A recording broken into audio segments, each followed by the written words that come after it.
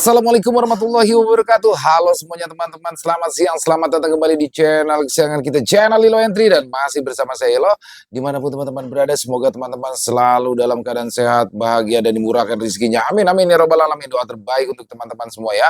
Dan pada kesempatan yang baik ini, kami masih akan membawakan kisah petualangan Tori di kota Xinjiang. Wow, makin seru aja di sini teman-teman. Ini adalah season kedua dan sudah masuk yang part ketiga ya teman-teman ya. Makin seru aja kisahnya. Sekali lagi kami mengucapkan terima kasih kepada Sinta Diary atas kisahnya yang luar biasa ini. Dan buat teman-teman yang suka baca, wajib kunjungin karya-karyanya Sinta Diary. Keren-keren banget kisahnya di sana teman-teman. Dan sebelum kita masuk ke dalam kisahnya, buat teman-teman mungkin yang baru bergabung, kami mengucapkan selamat bergabung. Silakan bisa diklik dulu tombol subscribe-nya. Jangan lupa lonceng notifikasinya dinyalakan agar teman-teman selalu mendapatkan notifikasi dari konten-konten yang akan kami upload di setiap harinya. Dan untuk channel Lilo Entry ini kami upload setiap siang teman-teman ya, setiap jam 12 siang waktu Indonesia bagian Barat. Oke, nggak pakai berlama-lama lagi, pasti udah nggak sabaran kan buat masuk ke petualangan Tori. Kita langsung saja dari halaman belakang rumah Bang Ilo, kita menuju ke kota iblis Xinjiang.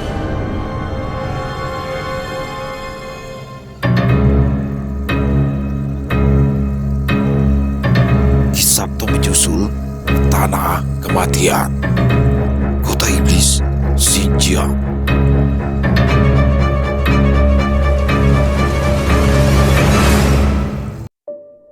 Di lokasi di mana rumah Tang Yin berada, klek, pintu terbuka dan muncul Yan Li dari dalam.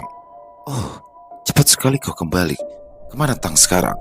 Ucap Ro sambil menodongkan senjata apinya. Maksudnya apa ini, Ro? Balas Yan Li. Katakan saja apa yang aku tanyakan.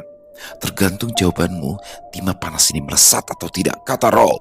Yan Li kemudian menjelaskan sesuai dengan apa yang terjadi kecuali saat ia bertemu dengan Biksu Kai. Apa kau kira aku percaya dengan cerita sederhanamu itu, Yan? Ucap Ro menodongkan senjata apinya tepat di dada Yan. Terserah, kau mau percaya atau tidak. Apa yang akan kau lakukan dengan itu? Balas Yan Li. Aku selalu memiliki firasat bahwa kau itu mata-mata. Jangan pikir aku tidak berani melakukannya, kata Ro. Dor! Suara tembakan terdengar lembut. Karena ada peredam di ujung pistolnya, ini kan nasib akhir Yan Li. Ro adalah wanita berumur 40 tahun, tapi terlihat 10 tahun lebih muda, yang terlihat tetap cantik dan menarik seperti umur 30-an. Dia berasal dari keluarga bangsawan dari marga Xi, salah satu marga yang cukup tua. Dari awal, Yan Li bergabung dengan sekte pembunuh iblis Roshi. Tak sedikit pun mempercayainya. Selain Yan Li memiliki latar belakang yang tak jelas, Yan Li juga awalnya musuh. Ro terpaksa memberikan tembakan yang mengarah ke Yan Li, meskipun itu hanyalah tembakan yang mengarah di bawah kakinya. Ro, kau sudah cukup keterlaluan. Apa yang membuatmu begitu curiga padaku? Ucap Yan Li yang tetap dalam kondisi tenang. Ketahuilah, jika aku mendapatkan bukti, timah panas tersebut akan mengarah lebih tinggi. Tunggu hingga Tang Yin kembali. Jika alasanmu berbeda dengan keterangan Tang Yin, kau akan merasakan akibatnya, ancam Roshi. Wanita jalang ini selalu memojokkan aku. Aku yakin dia hanya memiliki dugaan. Tapi lambat laun, identitasku pasti akan terbongkar. Jika wanita ini masih ada, aku harus hati-hati, gumam Yan Li. Sementara itu, Tang Yin dan Yuda telah tiba di medan perang iblis. Mereka tidak berani masuk, hanya berada di perbatasan. Apakah Yan Li bisa lolos? Apa yang terjadi padanya jika dia tertangkap? Tanya Yuda. Tidak perlu cemas, Yan Li pasti bisa lolos dari Tianmeng. Meskipun dia tidak bisa menyusul kita, ya tidak masalah. Kita berdua sudah lebih dari cukup, balas Tang Yin. Lalu apa yang kita lakukan di sini? Kenapa tidak masuk ke wilayah iblis? Apa yang kita tunggu? Ucap Yuda. Kita pasti akan langsung disergap jika masuk alam iblis. Lagi pula, hanya sebagian kecil dari mereka saja yang bergabung dengan sekte kita. Aku akan melakukan pemanggilan. Tolong lindungi aku, Mentikai, balas Tang Yin. Kemudian dia duduk bersila dengan kedua tangannya berada di depan perut dengan posisi seperti bunga teratai. Yuda memperhatikan sekelilingnya. Situasi sangat sunyi dan suram. Sesekali dia melirik ke arah Tang Yin yang sedang serius melakukan ritualnya. Seandainya Yuda memiliki niat untuk mencelakai Tang Yin saat itu, adalah momen terbaik. Entah apa yang membuat Tang Yin begitu percaya dengannya. Walaupun sebenarnya Sebenarnya dia juga masih belum yakin tentang Yuda, tapi memutuskan untuk percaya karena membangun keyakinan antara mereka hanya dengan mempercayainya. Hal itu akan mendapatkan simpati darinya. Pikirnya atau Tang Yin memiliki keyakinan bahwa ia akan tetap terhindar dari masalah meskipun Yuda mengkhianatinya. Tentu saja, Yuda juga tidak akan bertindak gegabah lagi pula. Tidak ada alasan baginya untuk menyerang Tang Yin. Dalam waktu yang singkat dia bersama Tang Yin, Yuda mendapat perlakuan yang cukup istimewa yang tidak bisa dirasakan oleh orang lain. Perlakuan Tang Yin juga tidak memiliki motif tersembunyi, seolah Yuda merasakan bahwa Tang Yin adalah seorang kakak yang peduli dengan adiknya. Tiba-tiba saja, Yuda merasakan kegelisahan. Ia menjadi lebih waspada daripada sebelumnya. Sesuatu energi besar menekannya dengan paksa yang membuatnya bersiaga penuh. Bam! Sosok misterius datang dengan aura pekat yang mengintimidasi. Sosok itu besar, menggunakan topeng seperti matahari, memiliki 4 lengan yang masing-masing memegang senjata berat. Energi besar yang dikeluarkan oleh sosok tersebut membuat Yuda langsung siap dalam mode bertarungnya. Korra, aku di sini. Hati-hati dengannya, dia sangat kuat, ucap Korra yang juga langsung dalam posisi siap bertarung. Tenanglah Mantike, dia bukan musuh, kata Tang Yin yang kemudian berdiri di samping Yuda. Oh, kita bertemu lagi Jenderal Yabo, ucap Tang Yin dengan sopan. Apa yang membawamu kemari, Tang? Apa kau lupa bahwa tempat ini bisa saja membahayakan keselamatanmu? Balas Bo dengan suara kecilnya. Aku tahu itu Jenderal. Jika tidak ada situasi mendesak, aku tidak akan mengambil risiko ini, kata Tang Yin. Apa yang kau butuhkan, Tang? Katakan dengan cepat. Aku tidak bisa terlalu lama meninggalkan sarang, balas Bo. Tang Yin mengatakan semuanya terkait situasi dan intinya minta bantuannya untuk menangani kelompok sekte Dao yang selalu menyudutkan sekte pemuda iblis. Bo kemudian menuruti sesuai permintaan Tang Yin dan memberikan beberapa tuan iblis untuk mendukung para pimpinan sekte yang kurang memiliki ahli dalam bidang spiritual. Beberapa tuan iblis sudah lebih dari cukup jika hanya untuk menjaga dunia kecil. Terima kasih Jenderal Yabo, maaf telah merepotkan, ucap Tang Yin. Tidak masalah, segeralah pergi dari sini sebelum situasi memburuk, balas Bo kemudian meninggalkan mereka. Cedar! Suara ledakan cukup besar dari arah medan perang iblis. Hal tersebut membuat Yabo lebih mempercepat langkahnya. Sudah biasa terjadi kerusuhan di medan perang iblis, tapi meskipun begitu, seorang jenderal iblis memiliki kewaspadaan yang lebih tinggi. Yuda masih tak percaya dengan apa yang dia lihat. Sosok Yabo yang dia lihat mengingatkannya pada makhluk kuat seperti Raden Ronggo, atau bahkan lebih dari itu. Ya, Bo adalah salah satu jenderal iblis yang memiliki bawahan yang cukup banyak, ratusan tuan iblis dan ribuan iblis bertarung siap dia perintahkan. Ada apa denganmu Mantike? Tanya Tang Yin. Aku sangat terkejut. Ada sosok sekuat itu yang menjadi sekutu. Tapi aku rasa salah jika mempercayai sosok seperti itu meskipun dia juga salah satu anggota yang sama, balas Yuda. Kau tidak salah, memang benar. Kita tidak perlu mempercayainya. Tapi setidaknya Yabo tidak akan berani macam-macam dengan kita, mengingat dia pernah dihajar habis-habisan hanya dengan kehendak kecil Sang Agung saat dia mencoba menggulingkan sekte kita. Jelas Tang Yin. Maksudmu makhluk jelek tadi pernah menjadi musuh, kata Yuda. Ya benar, dia adalah sosok jenderal iblis yang kuat. Saat itu aku hampir mati melawannya jika saja Sang Agung tidak menghentikan. Karena dirasa dia berguna, Sang Agung tidak membunuhnya dan membuatnya bergabung dengan sekte kita. Sekarang ayo kita kembali lebih dulu. Apakah Yanli bisa kembali dengan selamat atau sesuatu terjadi padanya? Kita tidak boleh kehilangannya, balas Tang Yin. Tang Yin dan Yuda segera kembali. Tentu saja mereka harus melewati perbatasan. Mereka harus berusaha keras menembus perbatasan dengan bantuan beberapa tuan iblis. Akhirnya mereka bisa lolos. Para tuan iblis sementara berada di dunia Gongtian dan menunggu rencana berikutnya. Yan, kau baik-baik saja, ucap Tang Yin mendekat. Ya, aku baik-baik saja. Justru aku hampir celaka di tangan Rou, balas Yanli. Ada apa lagi dengan kalian? Bro, bisakah kau mempercayainya? Jika bukan karena Yan mengalihkan perhatian Tian Meng, mungkin misi kita akan gagal. Jelas Tang Yin. Apa itu artinya kau merengek seperti bocah hanya sedikit tekanan? Menyedihkan, kata Rosi. Aku diam selama ini, bukannya takut padamu Jalang. Kau sudah keterlaluan kali ini. Yanli sudah tidak bisa menahan emosi. Bilang apa kau barusan? Rosie langsung mengambil senjata apinya dan mengarahkannya kepada Yanli. Krep krep. Yuda tiba-tiba menggenggam senjata api Ro dan membuat ujung senapannya bengkok. Sialan kau, jangan ikut campur. Rosie mundur menghindari Yuda. Wanita, bersikaplah selayaknya wanita. Aku cukup merasa sakit hati seorang pria diperlakukan cukup hina oleh wanita sepertimu, ucap Yuda. Sudah. Hentikan. Kita sedang dalam situasi yang tidak baik. Jangan membuat perselisihan internal yang bisa memecah belah. Rau cukup. Seharusnya kau tahu, tindakanmu selama ini sudah cukup keterlaluan, kata Tang Hin.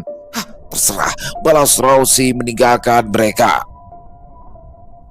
Setelah Kaisar Bumi berhasil disegel, kekaisaran mulai gempar karena kitab kebangkitan iblis tiba-tiba lenyap, dan itu benar saja karena para kaisar terlalu fokus untuk menyegel Kaisar Bumi sehingga segel kitab kebangkitan iblis menjadi lemah. Tidak hanya itu, penghuni istana kekaisaran mulai menggila. Mereka saling membunuh tanpa sebab, seperti Perdana Menteri Kasim, penasehat penjaga istana, bahkan sampai pelayan yang tidak pernah disebutkan. Semuanya menggila dan saling menyerang. Hanya mereka yang cukup kuat, yang bisa bertahan tidak terpengaruh oleh energi iblis, tidak diketahui. Siapa yang telah menyebarkan energi iblis yang membuat penghuni istana menggila? Kota terlarang terpaksa harus disegel. Tidak ada seorang pun diizinkan untuk pergi. Para kaisar tidak bisa bertindak saat itu. Mereka harus menstabilkan segelnya supaya Kaisar Bumi tidak mudah untuk lolos. Sementara itu, kekacauan yang terjadi di istana kekaisaran harus ditangani oleh para pengawal kaisar. Mereka hanya sebatas pengawal, tentu saja tidak memiliki kemahiran dalam memimpin. Tidak mungkin jika menarik mundur para panglima tinggi di perbatasan. Bisa jadi setelah para panglima tertinggi meninggalkan perbatasan, justru di wilayah perbatasan akan ikut mengalami kekacauan. Saat itulah rombongan Jaka bertindak. Dengarkan perintah, boleh menyebar, bentuk barisan, jangan sembarangan membunuh. Mungkin mereka masih bisa diselamatkan. Lumpuhkan tanpa harus membunuh, perintah Si Jin. Para pengawal kaisar mendekati Si Jin. Bisakah kami percayakan kepada Anda kekacauan ini panglima besar, kata pengawal kaisar. Serahkan padaku, balas Si Jin. Para pengawal kaisar kembali untuk melindungi kaisar. Kekacauan di istana kekaisaran diambil alih oleh Si Jin. Dengan pengalaman Si Jin, kecerdikan Jaka dan kekuatan mereka, istana kekaisaran bisa diredam. Dengan jumlah korban yang lebih sedikit, cahaya pemurnian tidak bisa mencapai di dalam istana. Jadi, Si Jin dan pasukannya memancing mereka yang menggila keluar sehingga cahaya pemurnian bisa mengenai mereka. Namun, ada hal mengejutkan. Saat Si Jin memasuki dan menelusuri istana kekaisaran, ia mendapati ruang bawah tanah yang menghubungkan ke wilayah luar. Tempat itu sepertinya sudah ada sejak lama dan kemungkinan terhubung ke alam iblis. Bahkan para kaisar tidak mengetahui ada ruang bawah tanah di istana kekaisaran. Para kaisar memerintahkan beberapa prajurit pemberani untuk menelusuri ruang misteri tersebut, berharap menemukan jawaban. Izinkan aku ikut menelusuri ruang bawah tanah ini para kaisar. Aku merasa ada sesuatu yang menarik perhatianku, pinta Jaka. Kami tidak bisa melarangmu, pergilah jika kau ingin. Tapi hati-hati, kata Kaisar Suci. Terima kasih, balas Jaka. Bang, jangan ceroboh bang. Kenapa tidak menunggu Bang Tori dan lainnya terlebih dulu, cegah Rizka. Tenang saja, aku hanya memeriksa di sekitaran. Aku tidak akan pergi terlalu dalam. Kau Neng Rizka, balas Jaka. Aku ikut Mas Jaka, susul Raba. Kitab kebangkitan iblis sudah hilang. Sudah pasti sosok yang membawa kitab kebangkitan iblis melewati ruang bawah tanah tersebut. Jika benar ruang bawah tanah tersebut mengarah ke alam iblis, sudah dipastikan para bangsa iblis akan mulai bergerak. Mereka akan mulai invasi secara terang-terangan. Ruang bawah tanah yang ditemukan oleh Si Jin tidak seperti ruang bawah tanah pada umumnya. Dalam ruangan tersebut ada beberapa peninggalan bekas coretan, seperti halnya yang terjadi di suatu tempat di dunia Gongtian. Dengan kata lain, penghuni istana kekaisaran kemungkinan ada yang tergabung ke dalam sekte pembunuh iblis. Secara umum, sekte pembunuh iblis sudah ada sejak lama, bahkan sebelum para bangsa iblis bangkit. Hal tersebut membuktikan bahwa kekaisaran tidak sepenuhnya bersih. Tertangkapnya kaisar bumi yang telah terlibat dengan bangsa iblis tidak serta-merta menghilangkan pengaruh dari bangsa iblis. Ada kemungkinan masih ada beberapa sosok yang masih terlibat. Cahaya pemurnian juga tidak bisa secara efektif mengetahui para makhluk yang memang memiliki hubungan dengan para iblis, karena cahaya pemurnian hanya berfungsi untuk menetralkan atau menghilangkan energi iblis. Bukan berarti mereka yang tidak terkontaminasi energi iblis dipastikan tidak ada hubungannya dengan para iblis, tapi memang mata-mata dari bangsa iblis bukan berasal dari bangsa iblis. Mereka adalah pengkhianat yang disebut sebagai murid iblis. Sejak awal, bangsa iblis tidak terkalahkan, entah dari segi kekuatan atau jumlah di alam dunia gaib, khususnya di alam Dao. Memiliki tiga ras makhluk gaib. Yang pertama adalah Zongki, yang kedua Senseng, yang ketiga Mogue. Meskipun bangsa iblis bisa terlahir dari sarang ratu iblis, tetapi iblis sejati tercipta dari kitab kebangkitan iblis mereka. Yang terlahir dari kitab kebangkitan iblis disebut leluhur iblis yang memiliki sumber iblis yang murni. Ada perbedaan antara iblis yang terlahir dari sarang iblis dan yang terlahir dari kitab kebangkitan iblis. Perbedaannya dari segi kekuatan. Seorang jenderal iblis yang terlahir dari sarang iblis tidak bisa dibandingkan dengan jenderal iblis yang terlahir dari kitab kebangkitan iblis, mungkin karena kemurnian sumber iblisnya. Lagi pula, iblis yang terlahir dari sarang iblis cukup jarang yang memiliki sumber iblis tingkat jenderal. Rata-rata memiliki sumber tuan iblis atau di bawahnya, tapi kelahiran iblis dari kitab kebangkitan iblis ada kemungkinan melahirkan ratu atau raja iblis. Di suatu lorong yang gelap yang terhubung dengan ruang bawah tanah di istana kekaisaran, sosok misterius yang membawa kitab kebangkitan iblis ternyata memang pergi melalui lorong tersebut. Sosok tersebut sudah cukup jauh dan hampir sampai tujuannya. Saat sampai di ujung lorong, ada sebuah pintu besar yang tertutup rapat khas dengan ukiran yang terkesan angker. Sosok tersebut mencoba mendorongnya, tapi tidak bergeming sama sekali. Sepertinya ada segel atau dengan sebuah kunci untuk membuka pintu tersebut. Pintu sial ini mencoba untuk menghalangiku, ucap sosok misterius tersebut. Jedar! Sosok itu menghancurkan pintunya hanya dengan pukulan ringan. Ups, apa aku berlebihan? Katanya. Di tempat Jaka berada yang juga masih berada di lorong tak jauh dari ruang bawah tanah, mereka mendengar suara ledakan yang keras tersebut yang membuat rombongan Jaka terkejut. Sial, apa itu? Entahlah, sepertinya ada pertarungan di sana. Jangan bilang bagaimana jika lorong ini runtuh, ucap beberapa prajurit pemberani yang diperintahkan oleh para kaisar.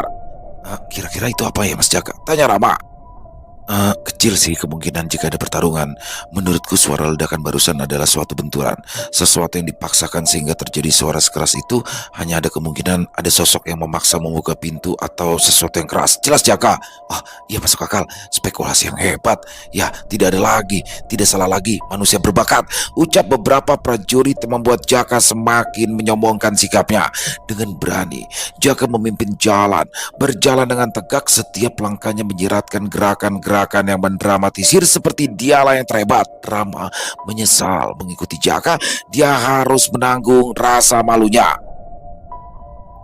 Yabo bergegas pergi ke tempat sumber suara ledakan tersebut. Mungkin Yabo akan mengabaikannya jika hal itu terjadi di medan perang iblis, tapi sumber suara ledakan tersebut berada di kota iblis yang memiliki penghuni yang rata-rata tidak akan membuat masalah di kota iblis, karena kota iblis adalah tempat terlarang dan tidak diizinkan ada pertarungan di sana atau konsekuensinya akan berat.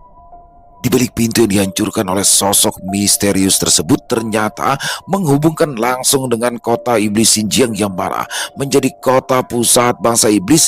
Beberapa iblis terluka terkena ledakan pintu tersebut, karena pintu tersebut berada tepat di sebelah menara iblis yang tidak pernah sepi, karena banyak para iblis yang mengantre ingin memasuki menara iblis demi menempa kemampuan mereka.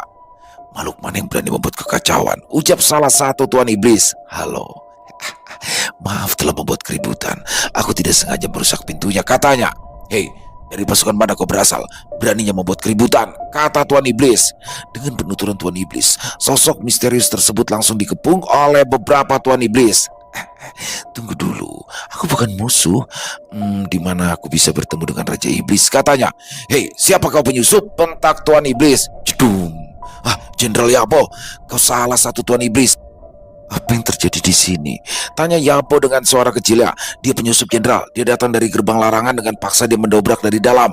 Jelas salah satu Tuan Iblis. Badanmu besar tapi suaramu imut sekali. Maaf, aku harus tertawa. Ucap sosok misterius tersebut. Mampus kau berani menghina Jenderal Yabo, dia pasti tamat. Coba katakan sekali lagi, apa yang barusan kau ucapkan? Ucap Yabo. Maaf.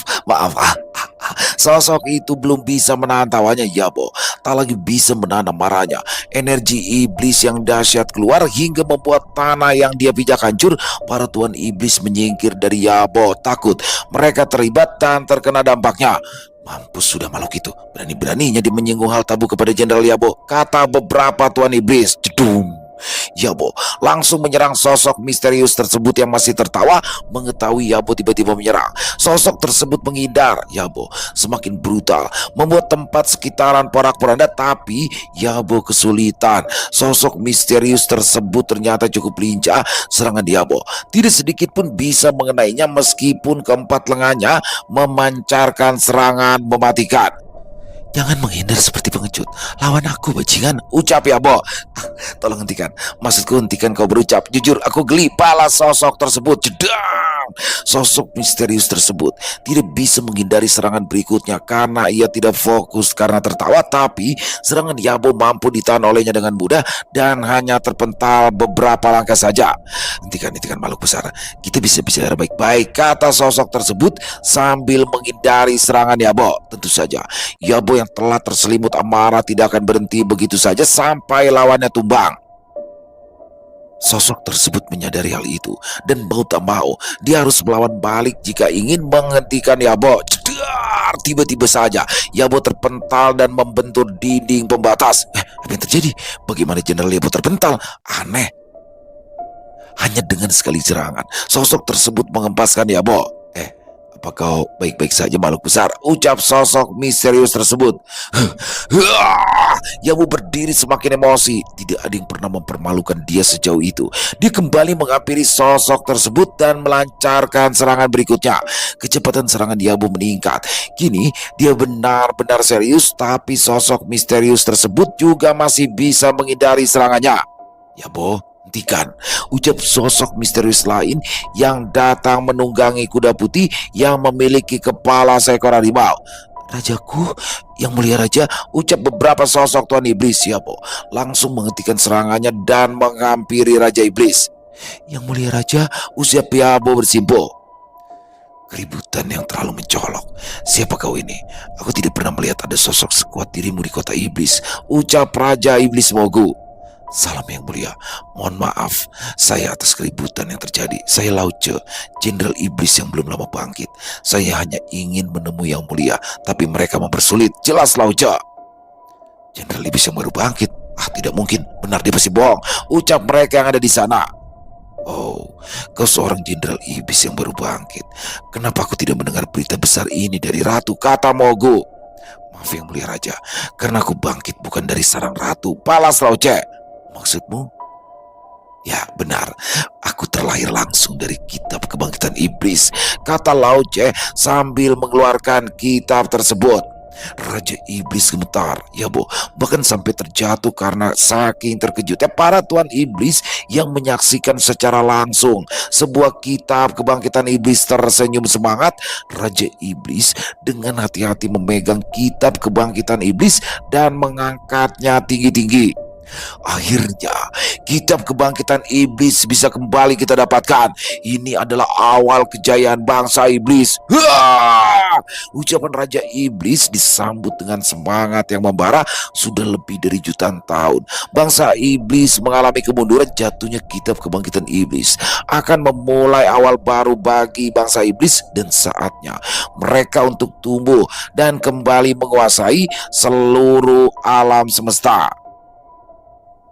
Perang besar yang pernah terjadi jutaan tahun lalu akan segera kembali pecah. Kengerian, kesadisan, dan kejamnya bangsa iblis akan kembali terulang.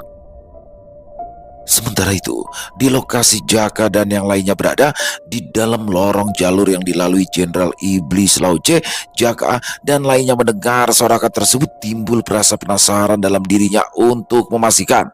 Bang Jaka, apa suara itu berasal dari para iblis? Apa yang harus kita lakukan? Apa kita kembali saja? Kata Rama. Apa yang membuatmu berpikir untuk kembali, Mas Rama? Tidak perlu khawatir dan tidak ada yang perlu ditakutkan.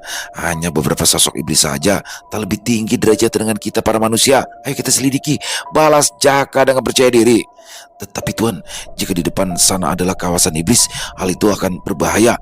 Mereka yang berada di dalam iblis memiliki kemampuan mengerikan. Mungkin kita kembali dulu dan menyampaikan kepada para kaisar, sahut salah satu prajurit. Apa sih yang kalian takutkan?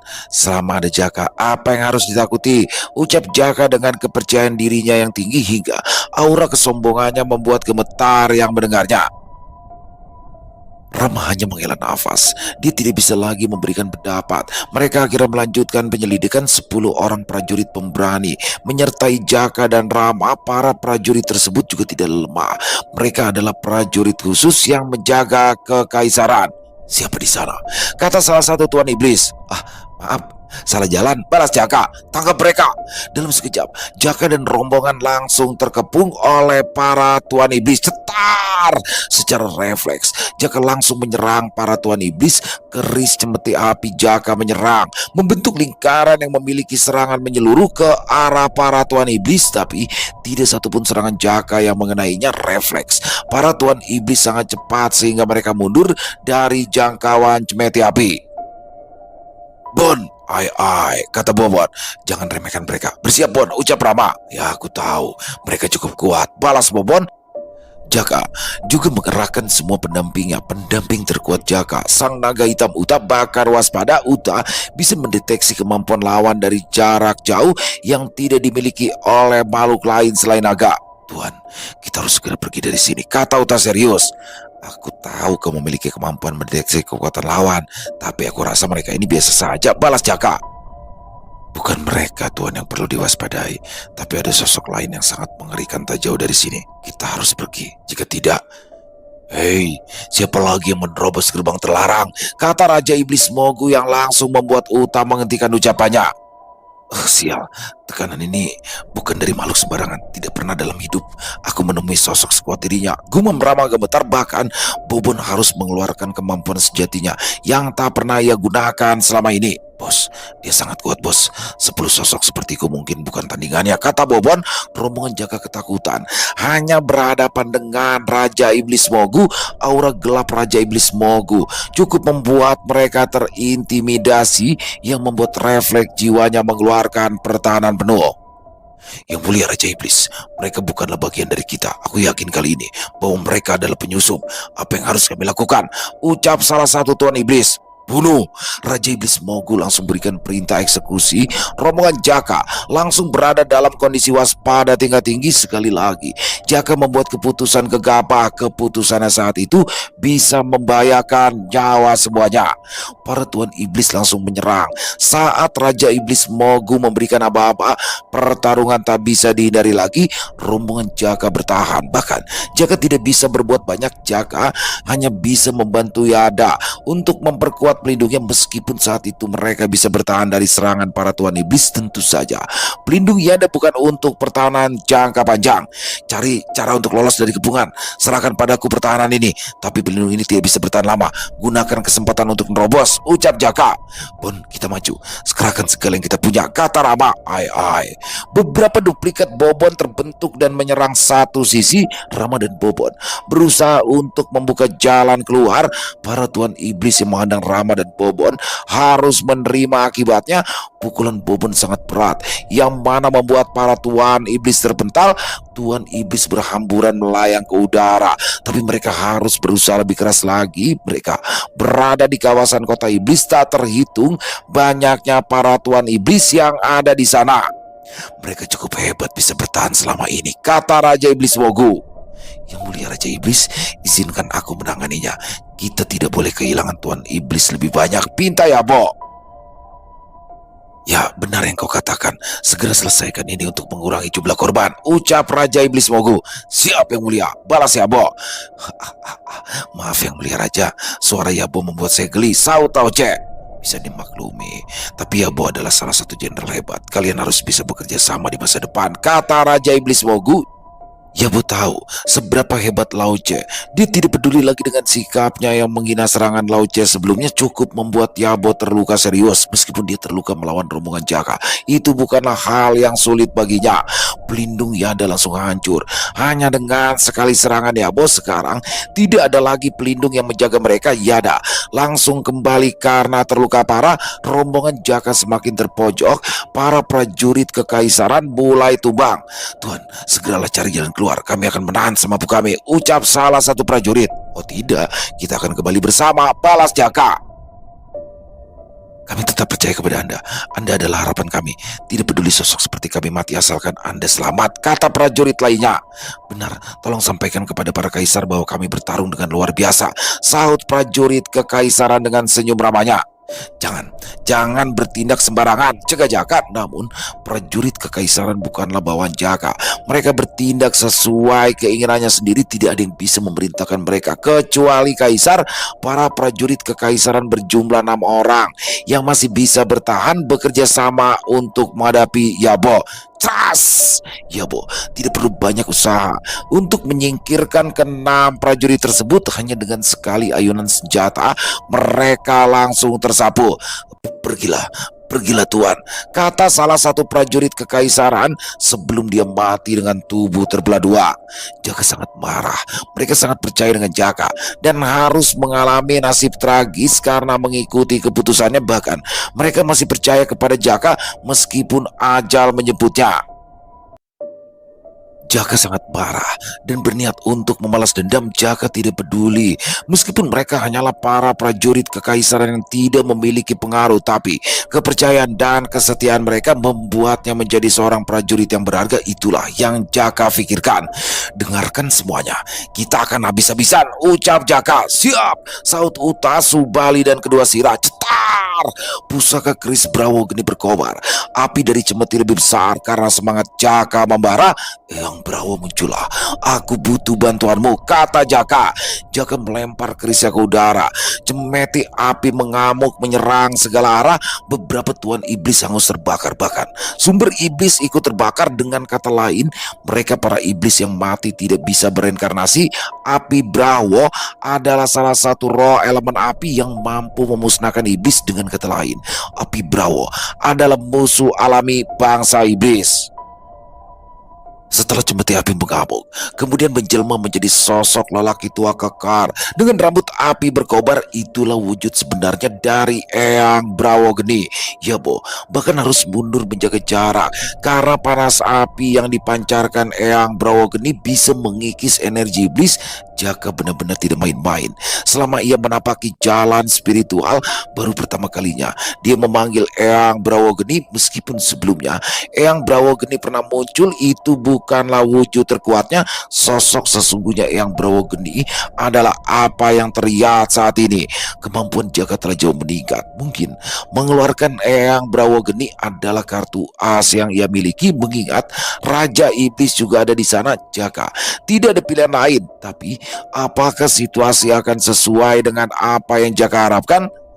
Kemunculan Eyang Brawo Geni dalam wujud sejatinya sepertinya membuat beberapa iblis waspada. Bahkan Yabo terpaksa harus mundur karena panas yang dipancarkan Eyang Brawo Geni mampu mengikis sumber iblis miliknya.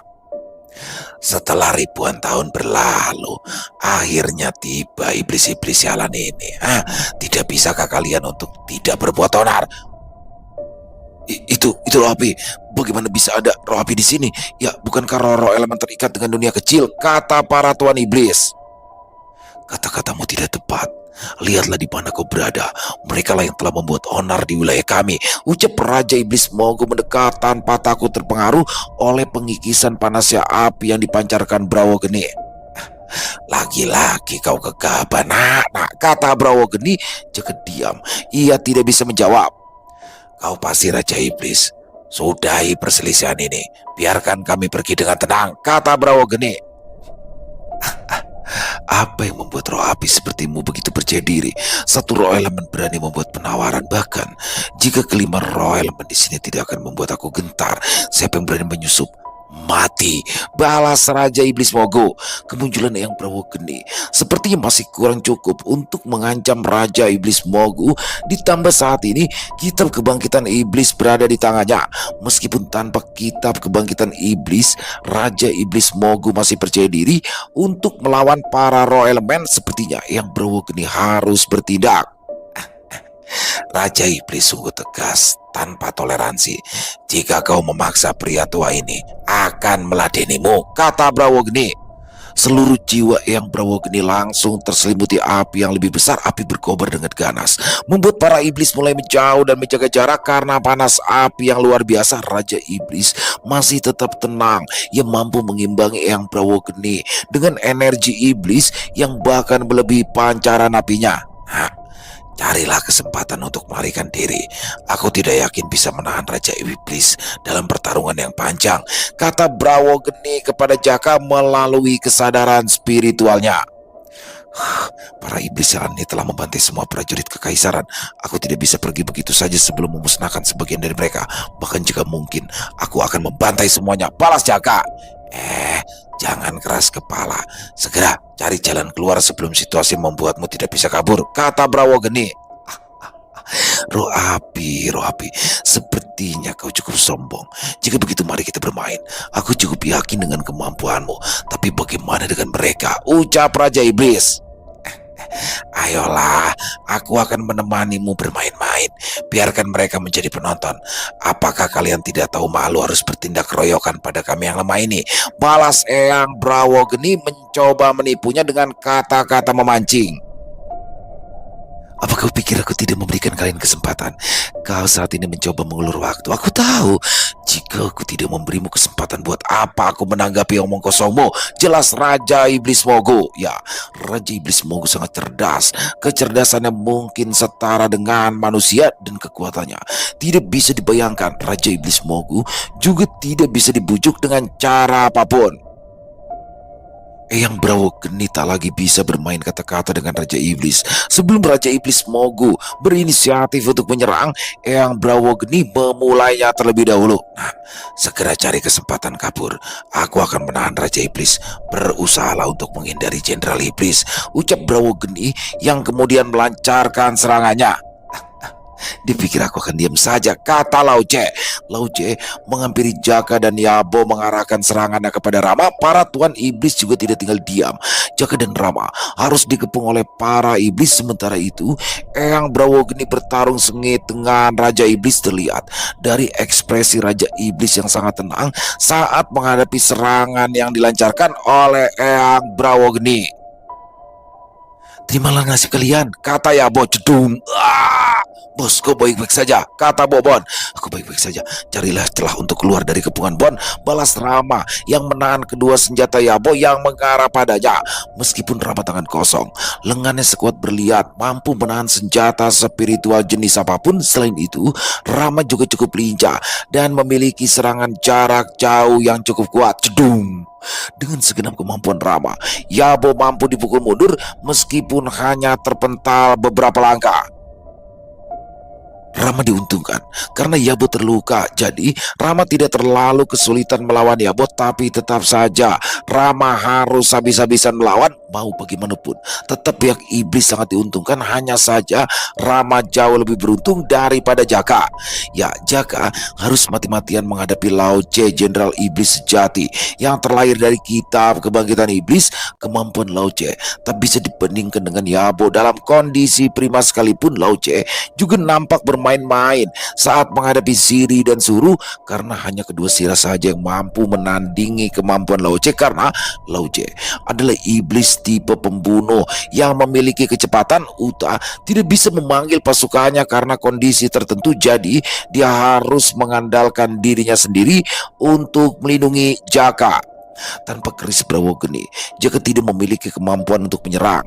Tapi karena kejeniusan Jaka, ia memasang beberapa raja penyerangan yang mampu meningkatkan kemampuan para pendampingnya. Siri dan Suru memang mengalami peningkatan di dalam susunan raja, dan Lao Che harus mengalami penurunan kemampuan karena efek raja tersebut. Meskipun kemampuan Lao Che ditekan pada batas tertentu, Lao Che masih sangat kuat. Jing, jedum. Kedua sirat tak mampu lagi mengimbangi Lao Che dan terpental bersama saat menghadang serangannya. Membosankan. Apa cuma itu saja yang kalian punya? Ucap Lao Che. Des, des, des. Serangan kejutan dilancarkan oleh Subali. Pukulan beruntun mengarah pada Lao Che yang membuatnya bertahan untuk menangkis serangan tersebut. Wah. Pukulan yang cukup berat. Sayang, masih kurang bertenaga, kata Lao Che. Jeding. Subali langsung terkapar dan mengalami luka serius. Subali, teriak Jaka yang melihat Subali terkapar tak berdaya. Ia telah tumbang. Subali juga menyusul.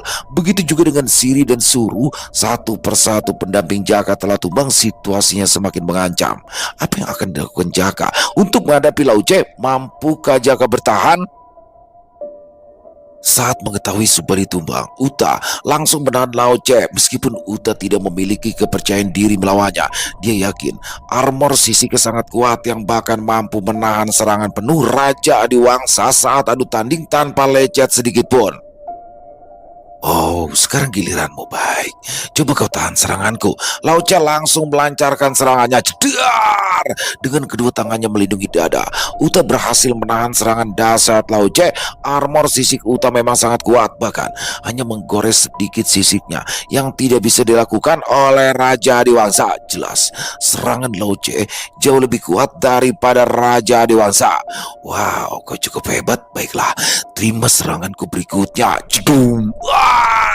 Serangan beruntun dilepaskan. Uta bertahan mati-matian. Sisi kuat kebanggaannya retak setelah mendapat serangan bertubi-tubi dari Lao Che. Uta sampai berteriak kencang menahan pukulan dahsyat tersebut. Tidak bisa dipungkiri lagi, sosok naga hitam itu dengan pertahanan terkuatnya yang disebut berlian hitam tidak mampu menahan serangan Lao Che dalam waktu yang lama. Sisik-sisik Uta mulai berjatuhan dan akhirnya dia tumbang dan mengalami luka yang sangat parah. Uta dengan nada penyesalan, Jaka mengatakan lirik. Jaka sangat menyesali keputusannya.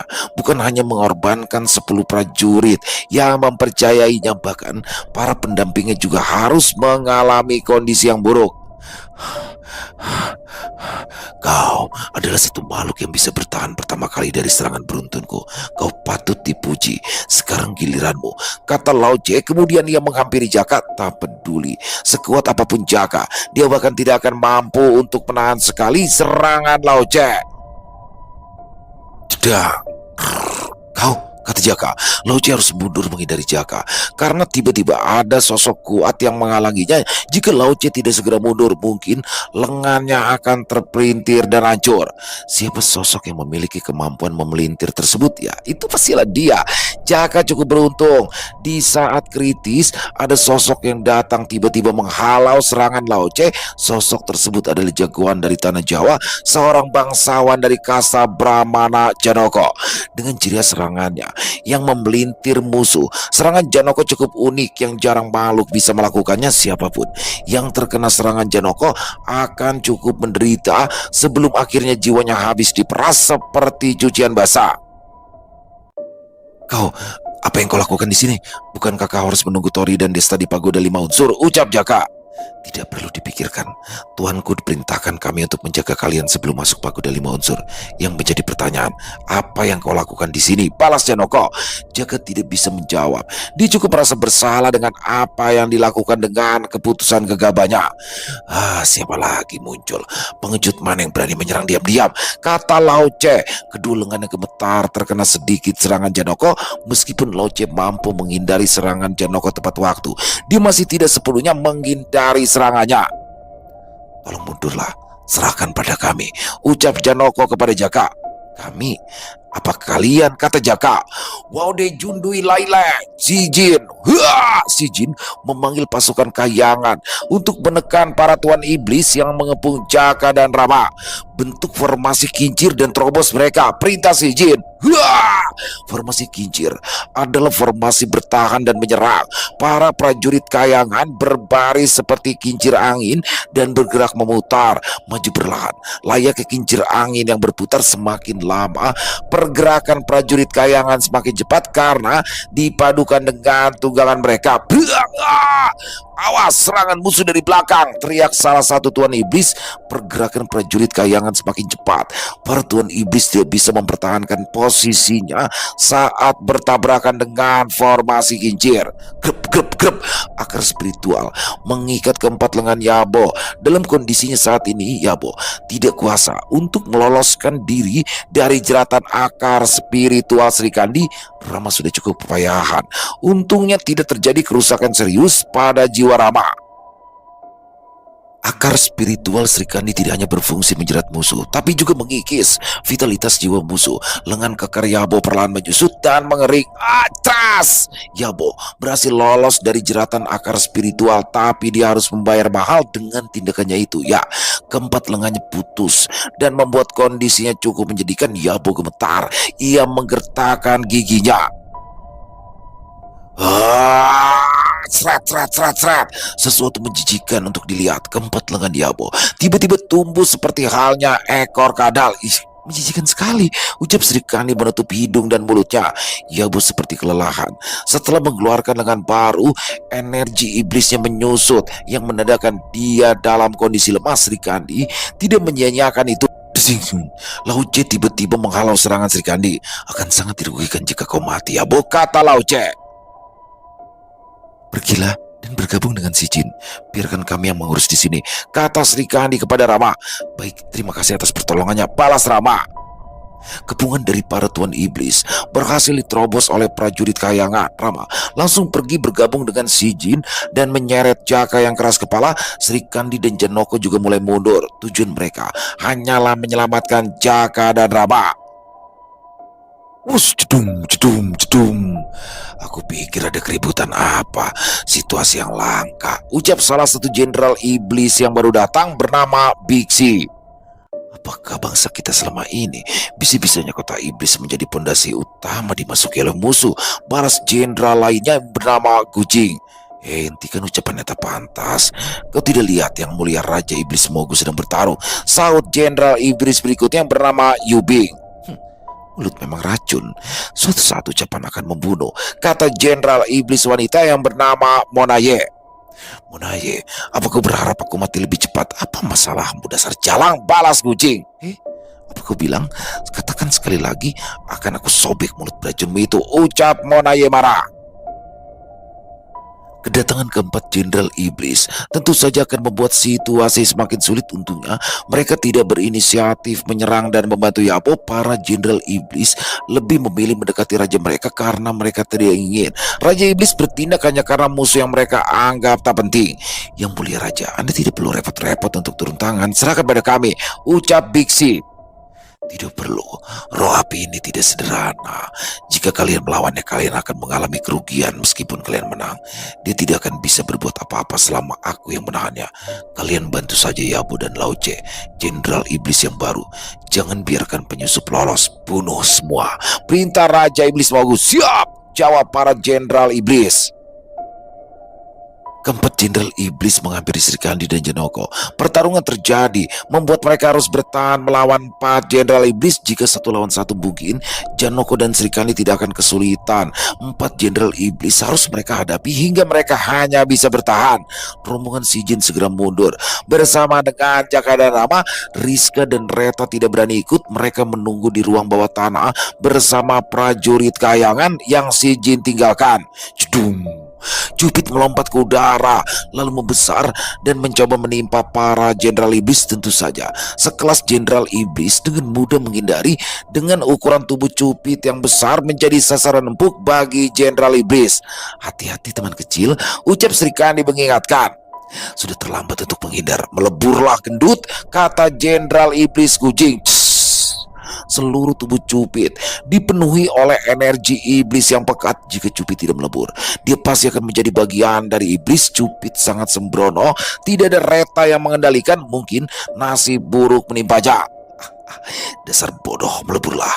Jika kau bisa bertahan, kau layak menjadi budakku, kata Jenderal Gujing dengan penuh percaya diri. Malangnya nasibmu teman kecil, ucap Sri Kandi. Energi iblis yang pekat masih menyelimuti Cupid.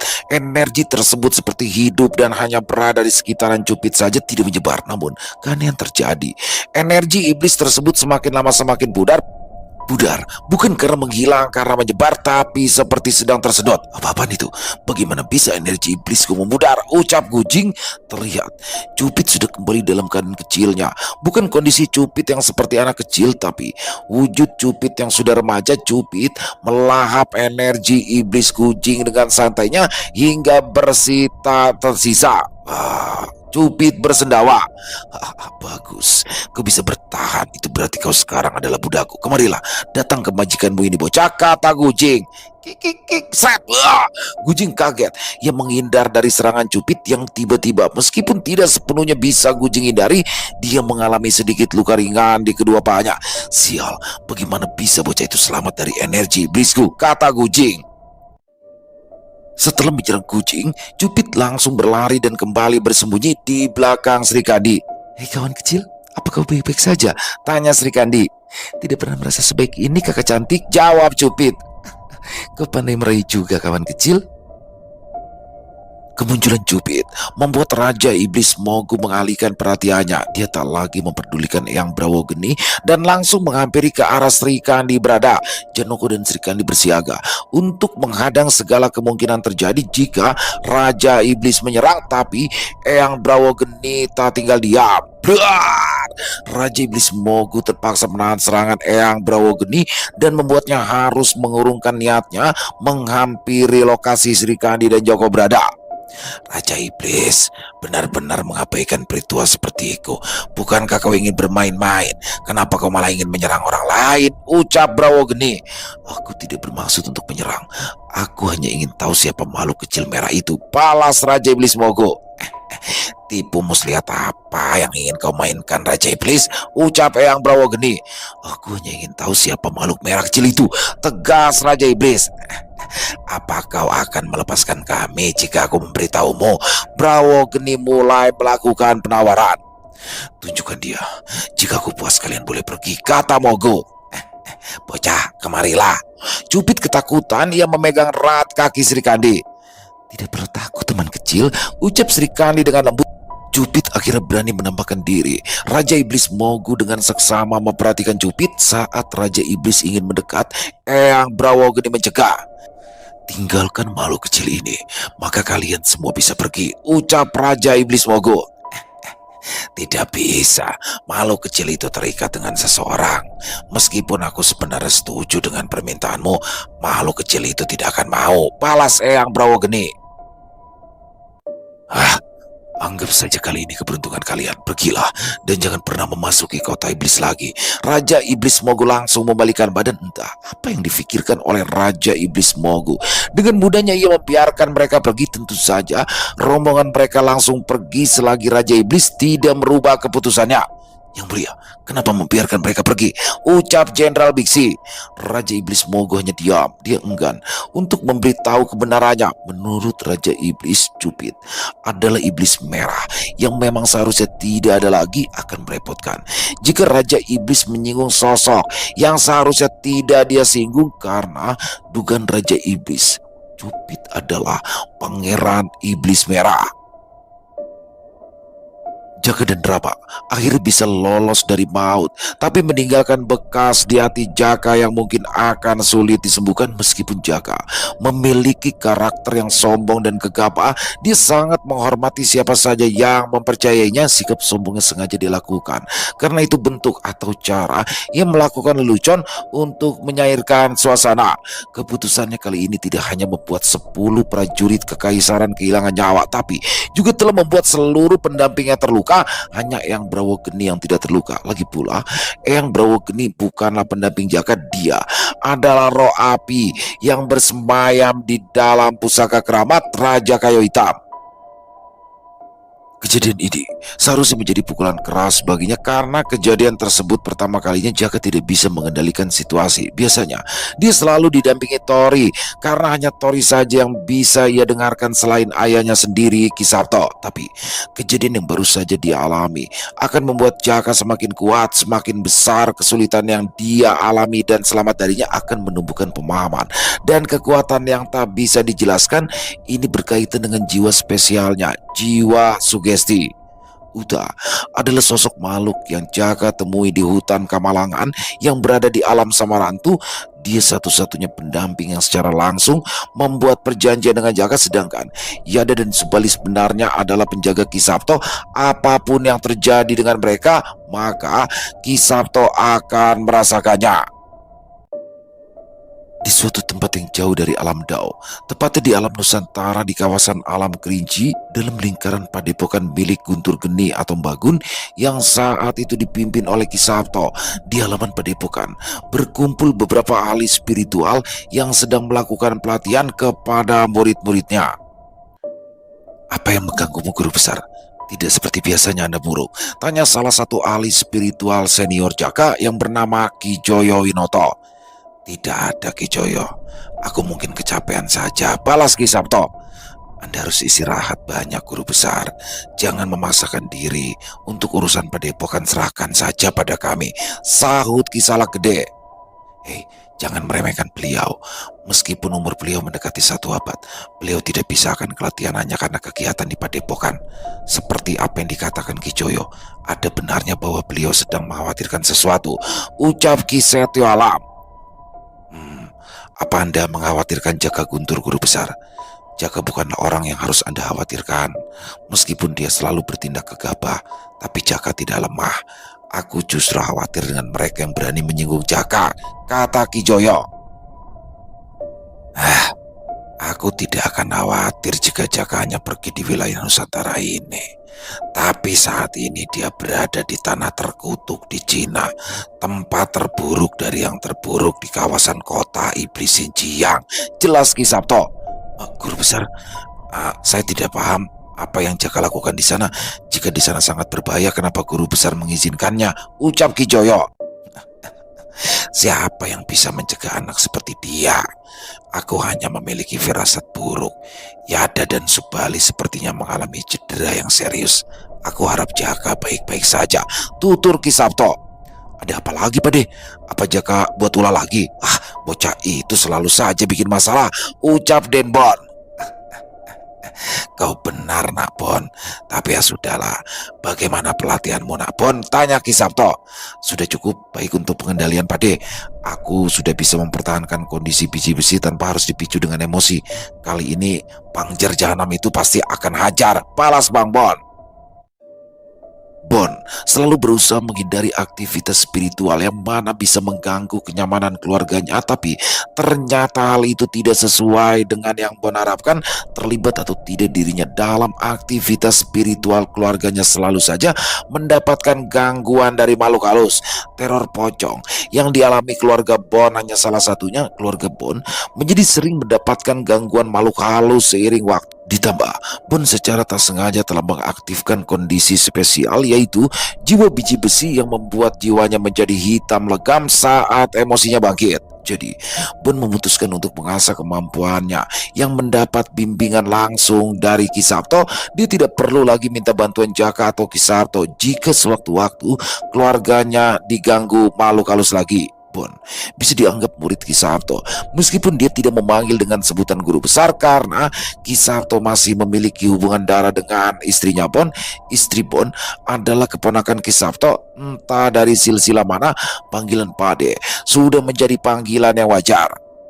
Kekhawatiran Ki Sabto terhadap Jaka semakin meningkat saat beliau mendapatkan telepon dari seseorang yang menghubungi Ki Sabto adalah Direktur Utama perusahaan Dokuxing di Cina. Dia adalah Sylvie. Sylvie mengatakan kepada Ki Sabto bahwa kemungkinan besar rombongan Desta yang salah satunya ada Jaka di dalamnya kemungkinan besar akan menjadi target sekte pembunuh iblis tidak diketahui. Bagaimana Sylvie bisa mengetahui kontak padepokan Guntur Api? Tapi Sylvie memang mengumpulkan data dari orang-orang yang bersama Desta. Sylvie juga mengharapkan kehadiran Ki Sabto untuk mencegah terjadinya situasi yang lebih buruk. Tentu saja semua biaya akan ditanggung oleh perusahaan Dokuxing. Sylvie juga menceritakan tentang kejadian yang dialami oleh Raka dan semakin memperkuat dugaan bahwa Yada dan Subali terluka oleh sosok dari bangsa iblis.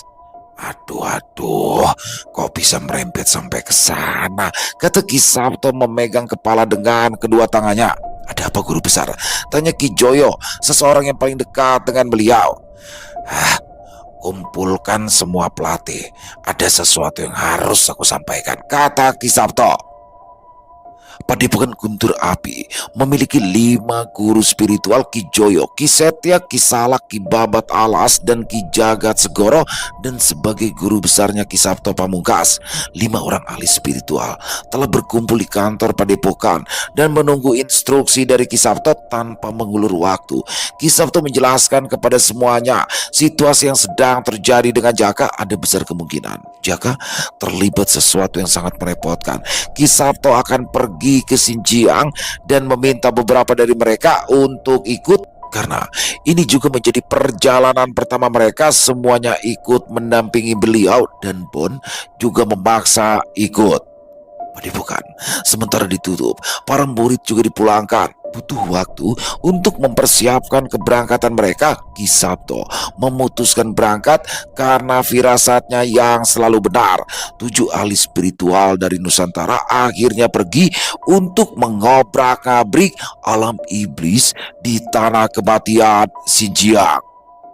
Selesai. Wow, makin seru aja part ketiga ini. Bagaimana akhirnya Jaka keras kepala nih, dan berkat kecerobohan dia banyak yang terluka di situ, bahkan harus ada yang meregang nyawa dari pasukan kekaisaran. Dan bagaimana para pendamping Jaka juga terluka dan lukanya cukup serius. Hal inilah yang bisa dia dirasakan oleh orang tua Jaka, yaitu Ki Sabto. Dan di sini keren banget. Akhirnya Ki Sabto memutuskan untuk menyusul Jaka ke negeri Cina. Wow, makin seru aja besok part keempat teman-teman ya, di season kedua ini. Jangan sampai ketinggalan. Bagaimana Ki Sabto juga di sini di dalam rombongannya dia juga mengajak Dabon. Jadi buat teman-teman yang belum tahu Bon siapa sih, bisa mengikuti kisah petualangan Tori sebelumnya. Bon ini adalah teman sejawat Tori ya, sama-sama dari anggota Brimob nih sama Tori. Bon, wah pokoknya makin seru. Jangan sampai ketinggalan buat besok part keempat ya teman-teman ya. Sekali lagi kami mengucapkan terima kasih kepada Sinta Diary atas izinnya kami untuk membawakan kisah yang luar biasa ini. Dan buat teman-teman semoga terhibur ya dengan kisah barusan para penikmat horor misteri. Lebih khususnya lagi kepada para subscriber dari channel Ilo Entry.